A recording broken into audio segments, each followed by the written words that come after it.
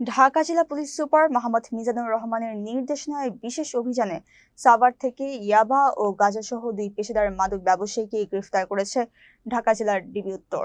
গত 25শে এপ্রিল বিকেলে ডিবি উত্তরের অফিসার ইনচার্জ সাইদুল ইসলামের নেতৃত্বে এসআই শেখ মফিজুর রহমান সাভারের গ্যান্ডা বাসস্ট্যান্ড এলাকা থেকে মোহাম্মদ রিপন মিয়াকে 15,000 টাকা মূল্যের 50 পিস ইয়াবা সহ গ্রেফতার করেন। রিপন টাঙ্গাইলের নাগরপুর থানার সরিষাজানি গ্রামের মোহাম্মদ কামরুজ্জামানের ছেলে। অপর এক অভিযানে একই রাতে এসআই মোহাম্মদ আব্দুল হাই সাভারের দক্ষিণ শ্যামপুর এলাকা থেকে মোহাম্মদ আব্দুল জলিলকে 15,000 টাকা মূল্যের 500 গ্রাম গাঁজা সহ গ্রেফতার করেন। গ্রেফতারকৃত আব্দুল জলিল ওই এলাকার মৃত আব্দুর রহমানের ছেলে। গ্রেফতারকৃত আসামিদের বিরুদ্ধে সাভার মডেল থানায় মাদকদ্রব্য নিয়ন্ত্রণ আইনে মামলা দায়ের করে বিজ্ঞ আদালতে প্রেরণ করা হয়েছে।